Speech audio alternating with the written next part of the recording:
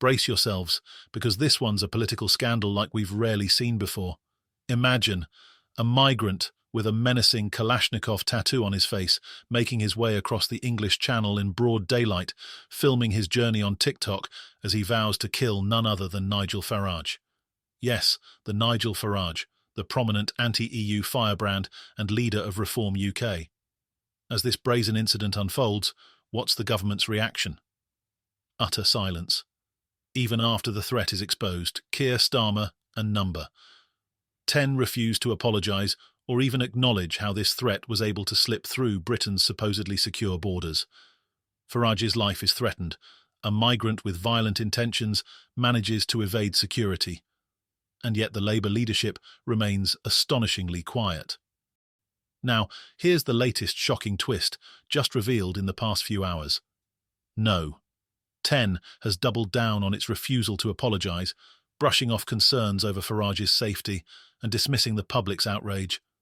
For millions of British citizens and Reform UK supporters, this moment feels like the government has turned its back on national security. Could this be the scandal that unravels Keir Starmer's immigration promises ahead of the election? Hit subscribe and buckle up, because we're about to dive into the full, outrageous story behind this dangerous lapse in UK border security. The stage is set for what sounds like a chapter from a political thriller. Britain's borders have faced criticism for years, but this time it's personal. Nigel Farage, one of Britain's most controversial and outspoken political figures, has just found himself the target of a death threat from a migrant who not only made the crossing into the UK, but flaunted it on social media, all while boldly proclaiming his deadly intentions. This isn't a vague internet troll. This is Madapasa, a man with a Kalashnikov tattoo on his face, who captures his own journey through the Channel on video, taunting British authorities and warning Farage. In early October, Farage had raised concerns about this particular threat that had been circulating on TikTok. He warned the public and authorities that a migrant had explicitly threatened his life. Many dismissed it as hyperbole, another migrant making outrageous statements from afar. But this wasn't idle chatter. In a brazen move, Passa filmed his 21-mile journey across the Channel with a French patrol vessel trailing behind his dinghy. As he approaches British waters, he doesn't face any security check, no border intervention, no immediate questioning. This video, shared widely on social media, shocks and horrifies the public, who cannot believe what they are seeing. A migrant with a known violent streak making a direct threat against a high-profile public figure, entering Britain as if it were nothing. Farage's reaction is immediate and furious. He demands answers, not only for his own safety, but for the safety of the British public. "Is this the kind of man we really want in Britain?" he asks, his voice full of outrage. For Farage, it's about more than just a personal threat. It's a symbolic incident that underscores his long-standing critique of Britain's handling of immigration. And yet, the response from Number 10 is an eerily quiet one. Keir Starmer, Labour's leader and the man who just weeks ago vowed to smash the gangs responsible for organising these Channel crossings, says nothing. When pressed by the press, a spokeswoman for the Prime Minister declines to comment on the incident directly, citing an ongoing investigation and refusing even to address Farage's concerns. Farage's supporters, and even many of his detractors, are appalled.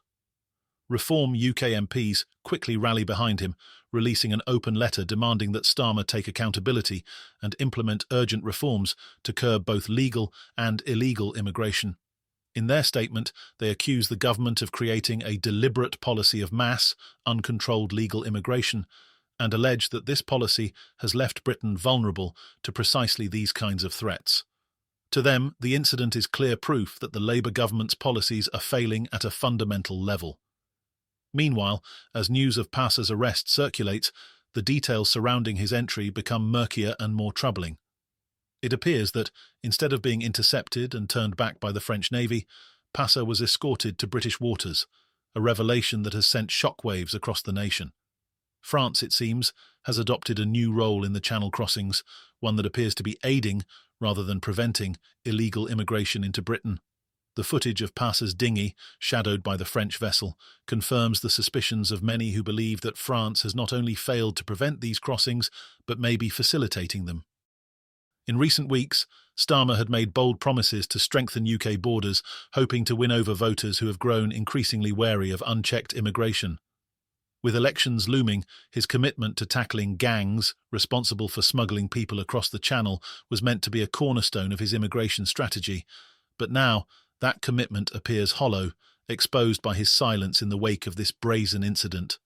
Starmer's supporters had hoped his policies would bring a new era of security and control.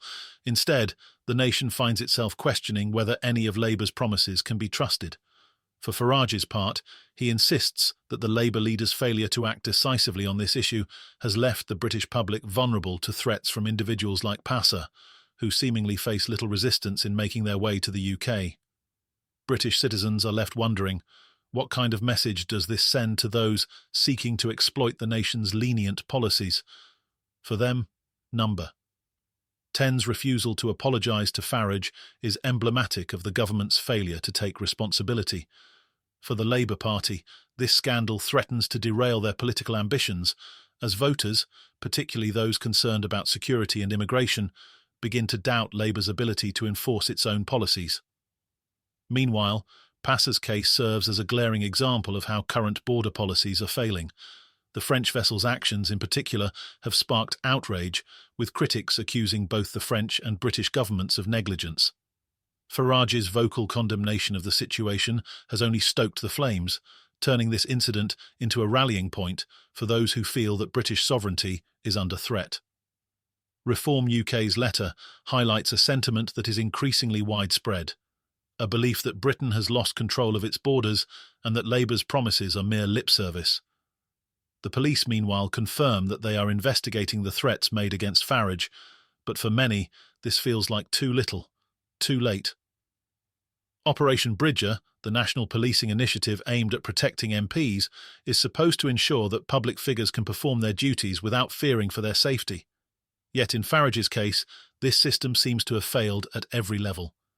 Passer's entry into Britain is not just an administrative oversight, it's a glaring security breach that could have had deadly consequences. As the scandal gains momentum, Farage's warnings about immigration and security resonate louder than ever. His words serve as both a condemnation of current policies and a rallying cry for a stronger stance on border control. With the 2024 election fast approaching, Keir Starmer and his team may find that this incident has shattered any hope they had of capturing the vote of those deeply concerned with security and immigration. In a final statement that echoes across social media, Farage declares, "This is a blatant failure to protect the British public. We've been let down at every level, and the silence from those in power speaks louder than any words they could offer." His condemnation is unyielding, and for many, it captures the frustration and betrayal they feel toward a government that seems unable or unwilling to uphold its most basic duty, to protect its citizens from harm.